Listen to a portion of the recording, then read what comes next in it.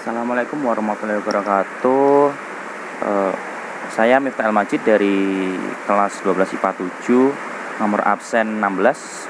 Ingin mempresentasikan sedikit tentang hasil karya saya dalam ujian praktek, yaitu di sini saya membuat sebuah teks editorial tentang dan mendapat tema dampak pandemi COVID-19 terhadap pendidikan di Indonesia.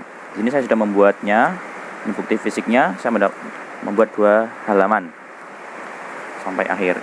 Nah, di sini saya mendapat tema yang saya dapat itu dampak pandemi COVID terhadap pendidikan di Indonesia. Nah, di sini saya akan memberikan gambaran atau tentang apa yang telah saya dapatkan.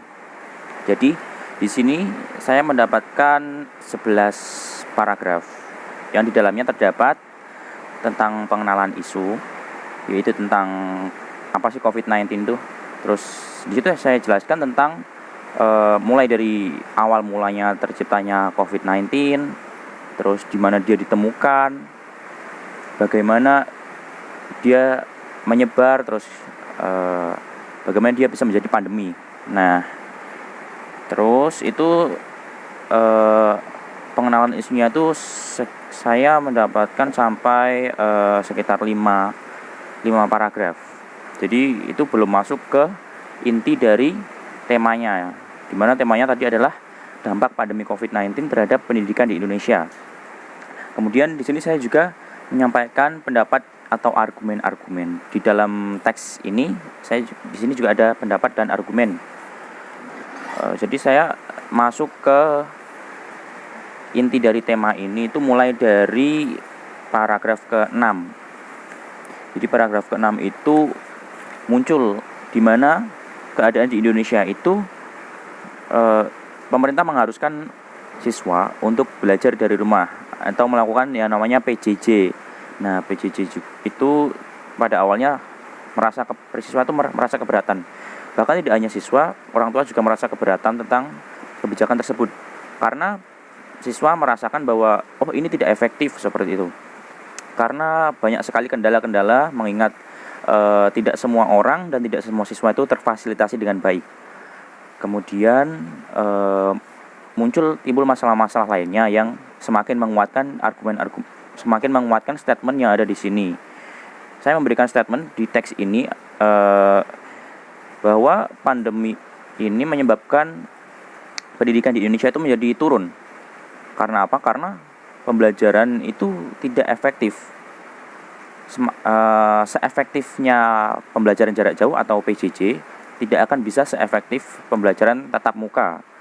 Karena di sini sudah saya jelaskan bahwa yang namanya PJJ itu bisa dilakukan kapan saja. Maksudnya siswa bisa melakukan PJJ itu dengan keadaan dia sedang apa saja. Jadi karena itulah siswa itu menjadi tidak fokus dalam belajar. Padahal seharusnya untuk belajar itu diperlukan fokus yang lebih menurut saya sendiri. Itulah kenapa diperlukan media atau tempat, yaitu yang kita kenal dengan sekolah, itu untuk menyatukan fokus itu. Misal di rumah itu mungkin siswa sedang makan, itu kan pasti akan kesulitan ketika dia menerima pelajaran dari guru seperti itu. Kemudian untuk yang argumen-argumen ini saya menuliskannya pada paragraf ke-6 sampai ke-8. Jadi di situ ada banyak sekali alasan-alasan, mulai dari work from home yang memberatkan orang. Itu kan tadi saya berawal dari COVID itu mendorong pemerintah melakukan kebijakan work from home. Terus PJJ juga itu memberatkan siswa. Terus semua siswa itu dalam keadaan nyaman. Kemudian saya juga menambahi bahwa tugas yang diberikan guru itu terkadang berlebihan sehingga menyebabkan siswa menjadi stres dan kemudian imunnya turun. Padahal pada saat ini kita tidak boleh menurunkan imun, karena imun adalah kunci yang penting dalam menghadapi keadaan yang seperti ini. Nah, kemudian pada 2 paragraf terakhir, yaitu paragraf ke-10 dan ke-11, saya memberikan harapan-harapan. Jadi dua paragraf terakhir itu merupakan penegasan ulang dari apa yang telah saya buat dalam teks ini.